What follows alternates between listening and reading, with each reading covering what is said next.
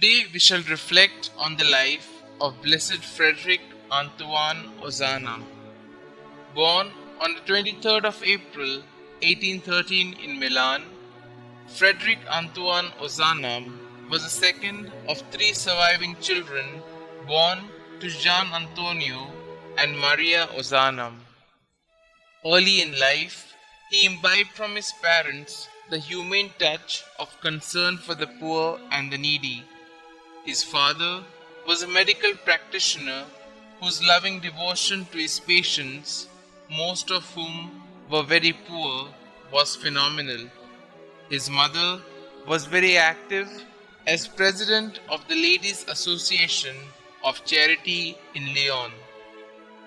In time, Frederick's humaneness was to find due expression when a friend named Jules Devax introduced him to Sister Rosalie Rendu, the superior of a convent of the Daughters of Charity located in the poorest district of Paris.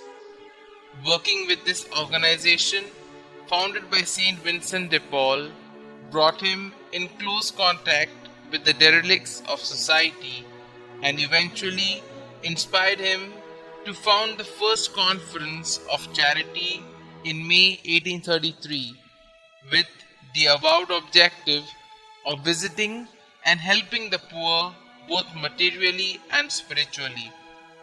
However, so enamored was he of the saint's life and work that he placed his new fledgling apostolate under his protection and patronage, naming it the Society of Saint Vincent de Paul. Today, the SVP has nearly 50,000 conferences spread across 5 continents.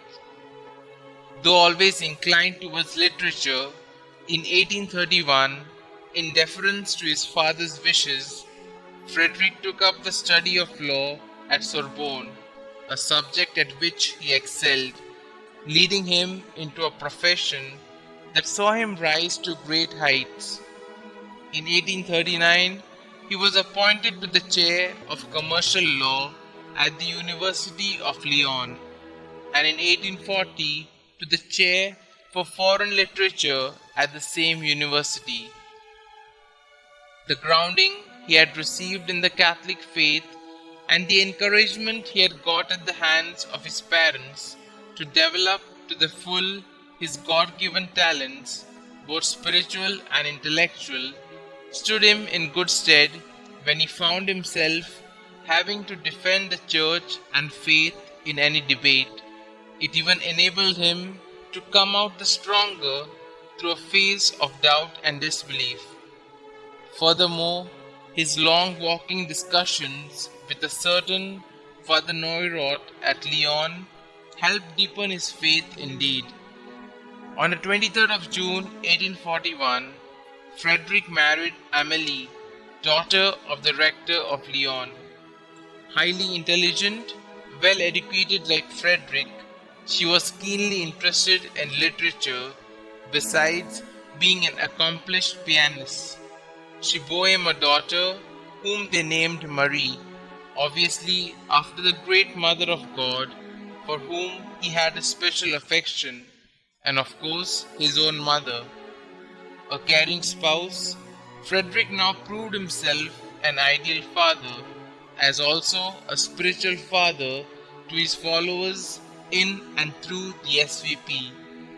A Christian to the core, this lover and servant of the poor, by now failing in health, was forced to travel to Italy in 1852 along with his wife and daughter in search of a cure.